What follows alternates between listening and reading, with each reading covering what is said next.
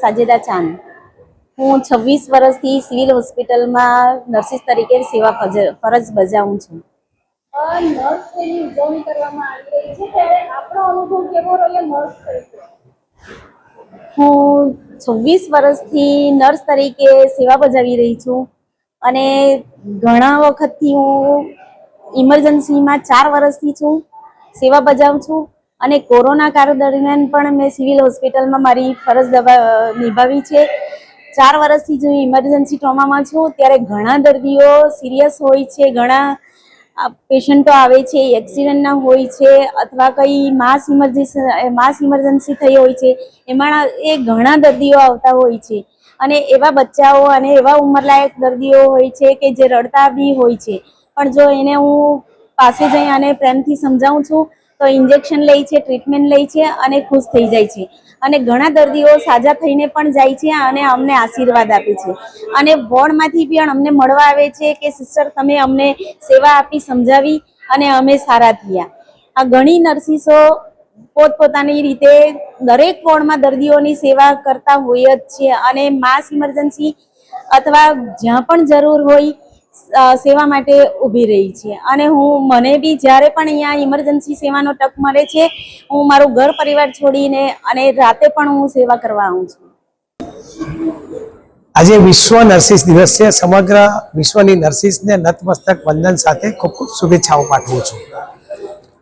આજ રોજ civil hospital ખાતે રાજ્યના પૂર્વ હેલ્થ ડાયરેક્ટર ડૉક્ટર વિકાસબેન દેસાઈની ઉપસ્થિતિમાં નર્સિસને આજે અનોખી રીતે ઉજવણી કરી છે। પોતાનું વાણી, વર્તન અને વ્યવહાર દર્દી સાથે કેવો હોવો જોઈએ, વોર્ડ મેનેજમેન્ટમાં નર્સિસની શું મુખ્ય ભૂમિકા છે, ગરમીના સમયમાં શું મુખ્ય ભૂમિકાઓ છે અને વિશેષ જે વૃદ્ધાશ્રમો જે ખુલી રહ્યા છે પણ એક સ્ત્રી તરીકે બીજી સ્ત્રીને સમજ આપે કે પોતાની સાસુ કે માતા કે પરિવારજનોને વૃદ્ધાશ્રમમાં ના મૂકતા પોતે પણ કાળજી રાખે। કોરોના કાળ દરમિયાન સમગ્ર વિશ્વની નર્સિસે જીવના જોખમે પારિવારિક ભાવનાથી દર્દીઓ સાથે કામ કર્યું છે અને દર્દીઓના જીવ બચાવ્યા છે। વિશેષ નર્સિસ એ દયાની દેવી છે, સેવાની મૂર્તિ છે।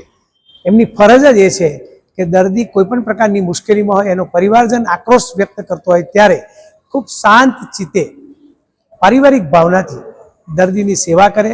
દર્દી એ દુઃખમાં હોય ત્યારે સ્વાભાવિકપણે એ અકળામણમાં હોય, પરંતુ આપણું અકળામણ ના થવું જોઈએ। આપણે ખુશીથી બહેનના રૂપમાં, દીકરીના રૂપમાં અને માતાના રૂપમાં કે ભાઈના રૂપમાં દર્દીની એ સેવા બજાવવી જોઈએ। ફરીથી સમગ્ર વિશ્વની નર્સિસને હું નતમસ્તક વંદન સાથે શુભેચ્છાઓ પાઠવું છું। દિવસ છે ત્યારે આપણા સિવિલ હોસ્પિટલમાં મારી નર્સો બહેનો માટે જો એક કાર્યક્રમ રાખવામાં આવેલા હતા, દર વર્ષે રાખવામાં આવે છે।